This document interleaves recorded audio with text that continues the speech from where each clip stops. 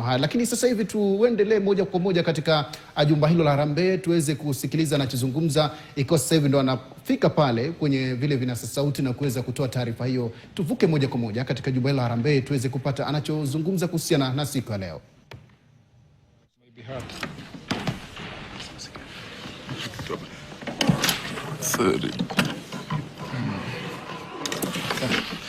I'll assume you will hear me, nevertheless. Thank you.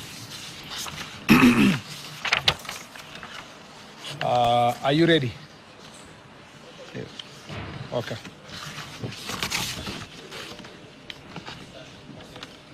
This podium is overwhelmed. Okay. Thank you very much. Again, this is an update on the security situation following today's demonstrations, as I spoke about yesterday. We wish to update the country on the state of national security following today's demonstrations. First, I would like to commend all Kenyans for heeding the government's call to maintain peace and go about their daily activities. As I said yesterday, today was a working day like any other day, working and school day like any other day. And I want to thank all Kenyans. I don't need it to communicate. And that it was an important day, a working day for every Kenyan. I wish to report that the widespread cases of, generally I want to say that I commend Kenyans for the peace and going about their business. I also wish to report that no widespread cases of looting, vandalism, skirmishes or injuries were reported in the country in relation to today's demonstrations. This is not only commendable, but also testament to the maturity of our politics and governance. Today is a proof that when demonstrations are conducted in accordance with the provisions of the Constitution, peace and security are guaranteed. This is the political culture we should encourage to promote as a country. That notwithstanding, we look forward to the day when demonstrations will not affect those who have nothing to do with them. Today's development is, however, encouraging. In today's processions in Nairobi and Mombasa, families and friends of victims of past protests and members of public held peaceful processions. It was largely business as usual in all towns across the country. Acting on credible intelligence that goons were being ferried from other parts of the country to cause breach of peace in Nairobi, our security agencies took measures to protect businesses in the city and avert chaos. Security screening was therefore mounted on major roads into the city this morning to keep the would-be troublemakers at bay. As a result, relative calm prevailed in the city and its environs. We regret the inconvenience occasioned by these measures and at the same time appreciate their effectiveness in securing the city and other parts of the country. While the situation was relatively calm across the country, a few criminal elements attempted to commit diverse crimes in guise of staging peaceful demonstrations. Consequently, a total of 355 arrests were made in connection with the demonstrations, and this is a developing case. It could be more than the 355. Nairobi County accounted for the highest number of arrests, which is 161, followed by Kajiado, 123, and Kiambu, 36. Other arrests were reported in Murang'a, 12, Bungoma, 9, Meru, 6, Laikipia, 5, and Machakos, 3, while no arrests were reported from northeastern, Nyanza, and coast regions. They will be brought to court to face various charges of robbery, vandalism, road obstruction, and attempted stealing. It is also unfortunate that the Assistant Chief of Kariti Sublocation in Murang'a County, one Mr. Anthony Kadungu, sustained injuries following an attack by a group of individuals who were attempting to erect a barricade in Kandara.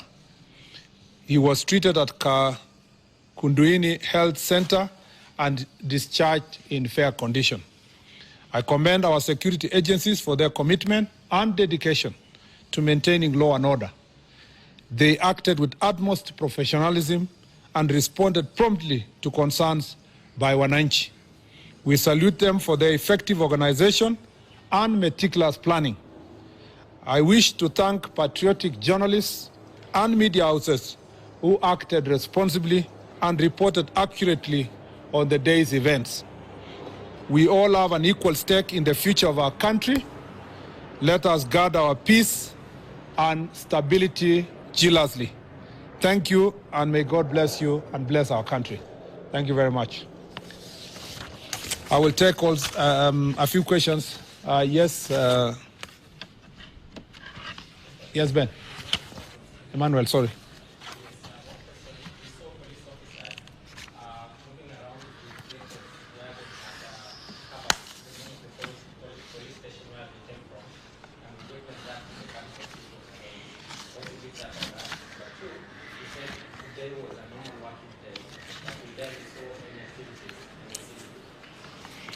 Thank you very much. I said today is a normal working day, and it is true. Largely 99%, even not 99.5% of the citizens across Kenya continued with their business as usual. People went to work, and as I mentioned, very few areas of Kenya witnessed any disruptions related to protests. It's only in Nairobi that there was a inconvenience as a result of what I told you last night was available intelligence report that some people wanted to bring in goons and criminals to do looting and to attack innocent civilians. As a result of the security measures carried out by police officers, which included mounting security checks, unfortunately some people were inconvenienced. But also that some security installations and protected areas under the law were protected by the police. That includes Parliament and other protected facilities that have been targeted before. We never wanted to take any chance, and you know that criminal elements would like to take advantage of such a peaceful protest. And I think also a number of Nairobians felt like there was going to be a chaos like in the past, where politicians and political players mobilized goons and criminals and gangs to come and attack people. And so out of caution, a number of people did not come to town. But learning from the lessons of today, if this is going to be the practice going forward, many Kenyans will be going about their business. At the same time, those who want to carry out peaceful protests while unarmed will continue doing so in future. But for today, I think it was also part of it was abundance of caution on the part of some citizens based on the previous occurrences. But by and large, today's example is the type of example that you want in a country like ours going forward. And this, I believe, and I want to request Kenyans and future organizers for protests that this is where we should pick from. We should pick from the lessons that we learned today, and going forward we must make sure that protests are going to be as peaceful as possible, and that many Kenyans will not be inconvenienced when it comes to their business. We saw in the course of the day that as citizens began to see that the city and the Nairobi and its environment was peaceful, we began to witness upsurge of transport, matatus citizens going about their business within the city. In the morning, there was a lot of caution, but in the course of the day, you realize that many people began to come to town. Going forward, I hope that there will be no economic sabotage when we have protests, because citizens will not have to fear to go about their business. You had asked me about... Oh, yeah, those vehicles. You know that in the security sector, there are many measures that are put in place to protect both political security officers not to be targeted in any way and not to compromise security operations. So that includes designation of different number plates, sometimes even hiding them. Sometimes, in some cases, police officers will wear a uniform. In some cases, they will not wear their uniform to protect them. And as I've told you before, those measures, security measures, are applied here and elsewhere for purpose of protecting our officers. For example, there are many DCI officers that were mingling with citizens across the country to ensure that if they see anybody committing an offense, they quickly arrest them and be able to bring them before the law. So there are many security measures that are applied, and that is one of them.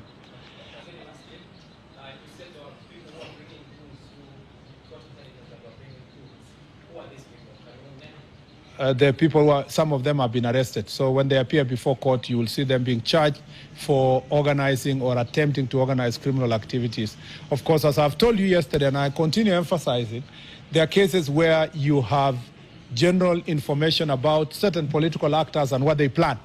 And as you saw even today, yesterday I didn't mention any name, but as a result of what I said yesterday, one of them lifted his hand up and started responding to me in the morning. So, you know, it's only the guilty who are afraid.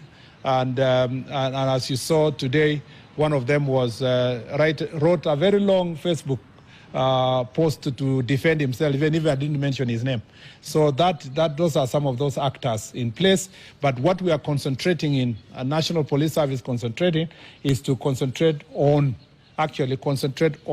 arresting the very perpetrators, the person who is found on site, and the one that is carrying out that criminal activity, so that then if they wish to go and name their sponsors and implicate them, that then we'll pick from there. I will... Just wanted to know, in terms of arrest, pre-arrest, those ones who were arrested last night, yes. Today, and also if you are able to give us the economical loss. Nairobi was totally shut down. People were not able to make it to the migrations. Those ones who had appointments with the passports, the doctors and all that. Are you able to give us the economic cost? Amount of economical loss, both in terms of public and private loss, and also the pre-arrest and exactly the number of people you arrested and where? Thank you. Let me say I had already listed the number of people that have been arrested in different parts. That list, you know, there is no before, because it was a very short time. Between the time we, last night and this morning and up to now was a very short time. It's not even 24 hours. So it's difficult to say there is a pre and post. And you see, less than 6 hours after our press conference yesterday was today. As last night the police continued to carry out their responsibilities, there was no time to segregate that this one was arrested at 3, at 9, at 10, or midnight, past midnight. So it's a very short time. And that is not very material. What is material is that where they were arrested, what they were arrested for, and when they will be presented to court. You know, of course, that you cannot hold anyone beyond 24 hours. So by tomorrow, a number of them will be presented to court. Some also have been arrested. They record statement, and investigation can continue for those who have been released from being arrested. On the question of economic cost of this, basically shutting down or closing businesses, and the inconvenience caused by the demonstrations, I must say that we are not properly competent to respond to that question. The most competent institution is the National Bureau of Statistics, working together with the business community. They will give us their statistics. There have been various numbers that have been shared in the past as a result of demonstrations, and I think I'll leave it to that. I'll leave to the National Bureau of Statistics and the economists to be able to share, and the business community to do so. Yes.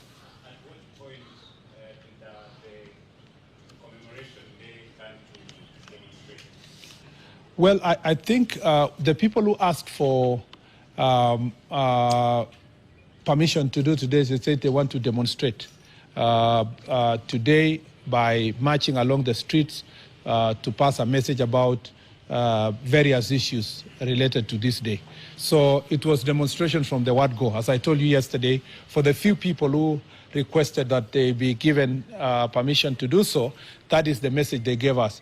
As to commemoration, protest, picketing, demonstrations, that will be actually splitting hairs. The point is that today people requested that they be given security to carry out demonstrations. And at the same time, politicians all over the country, as you know, and you saw them, tried to take advantage of this day. And they went about all over the country from yesterday, the day before, trying to say all Kenyans must come to the streets. And I think they saw it for themselves that Kenyans are tired. They are tired of political rhetoric. Kenyans would love to have such an opportunity when people are doing such commemoration. The most affected people and those who will stand with them in solidarity will not be doing so to milk political capital or to get political capital from it.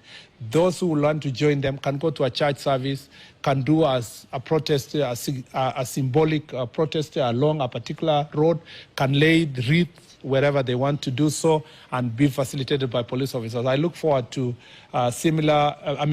properly organized demonstrations that responds to Article 37. So for sure, today was a complete failure on the part of politicians and political scavengers.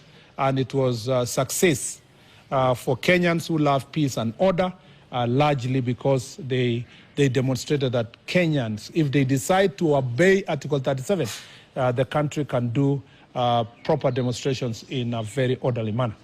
Can I take two more? Did the people who asked for the permission have the chance to? Yes, largely yes, absolutely yes. A good number of them were able to do so. Remember that the police do not know exactly the total number of people. We just know the response, the letters they gave, and you saw they went and laid a wreath in Parliament. You also saw in Mombasa they were escorted and they did very good protest. Let me take this opportunity first to say Mombasa is a very interesting case. And I must thank the people of Mombasa. Last year and this year, they did exactly the same. Peaceful protests, went through one of the routes that they had requested, presented their petition, made their message, and they went home. Mombasa is such a great example. If there is something we should borrow from Mombasa city, is that it's a great example of a city for now 2 years consecutively that have carried out public protests and demonstrations in a peaceful manner, and we hope to borrow from Mombasa going forward. Last question. Allow me to allow other people to. Thank you, Siduu, for the nation. Waziri, we see an assistant chief was today. What was the extent of the injury and the 355 arrested? Some of them among them. Then it's good you mentioned that someone in the morning really felt things were hot and made an outpost. I know of one, the former deputy president. He had very serious allegations that 15 officers were organized to create harm to him and people in Nyeri. And those are previous allegations. Perhaps what is the government's response to this? First, let me start. The chief was treated. The chief in Murang'a was treated and released, and is in good condition. At least it was properly attended to by medical personnel, and I'm happy that his life is out of danger. On the part of, I know some people would like to know how many injuries. So far, there are no other reported injuries, but if and when it's reported, we will make sure that it is given out to public. Except for the chief, there are no other reported injuries. On the question of allegations from the impeached deputy president on the danger of his life, I must say that in his usual manner, that is who he is. We are used to his normal song. By the way, I find it very strange that a person who once held public office continues with his tribal tirade. For example, he quickly forgets that there is an Inspector General of Police called Mr. Douglas Kanja, and he just likes talking about the Deputy Inspector General of Police because he has a very,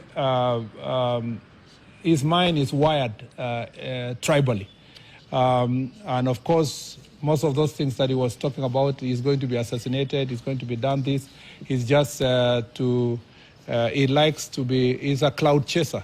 So every public, something that is of great interest, he likes making it always about him, himself, him and myself, and so forth. That kind of a human being is, I think, is a medical case. And for my situation, he's used to, I think every time he wakes up, Murkomen this, Murkomen that. He sleeps Murkomen, wakes up Murkomen, and I'm used to his tirade. By the way, it's not a new thing. Even in the last administration, he used to sing the same about the former minister. So it's not something new. And I see nowadays he's very cozy with that minister, and he doesn't ask questions about those things he used to say in the past. So we are used to his tirade, and those kind of politicians are unfortunately an embarrassment to our country. This country is peaceful. This country is united. This country, it must respect officers. This ethnic profiling of public officers for personal gain must come to an end. Our nation must judge every leader by what he or she can give, but not by virtue of linking every leader to their community. And that is the very reason why he could not even serve a half-term, because he failed the test of constitutional test of patriotism and national unity. And he continues to dig the same hole that costed him public office, and continues to embarrass himself even in his otherwise oblivious life.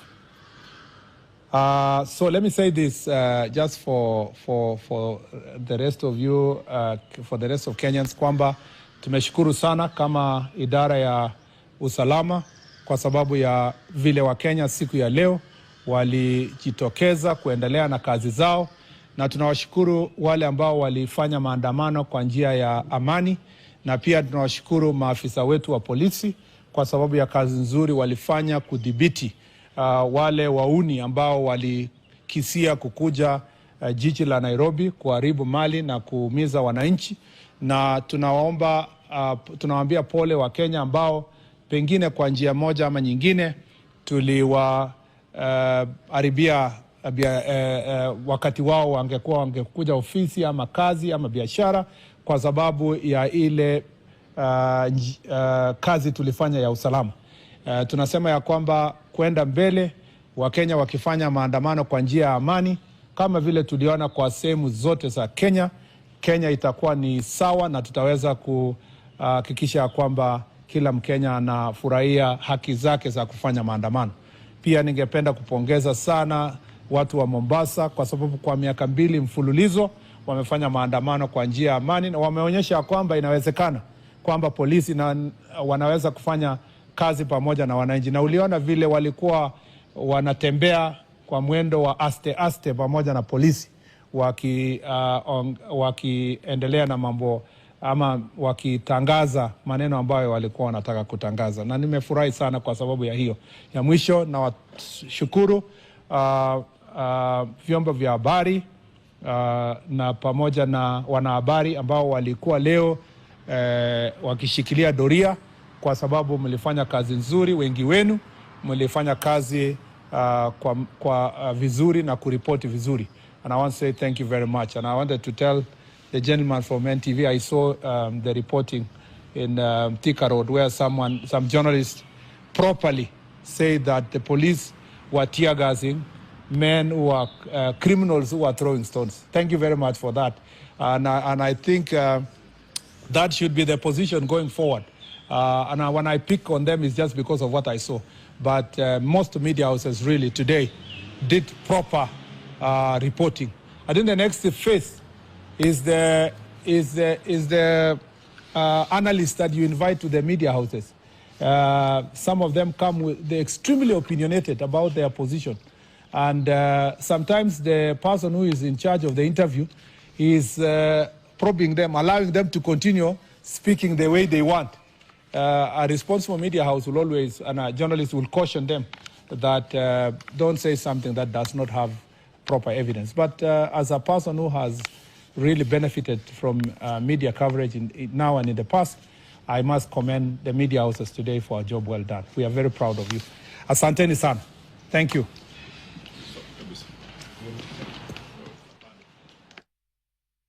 Ni waziri wa usalama wa ndani Kipchumba Murkomen akiwa ameandamana na maafisa wakuu katika sekta ya usalama akiwamo mkurugenzi mkuu wa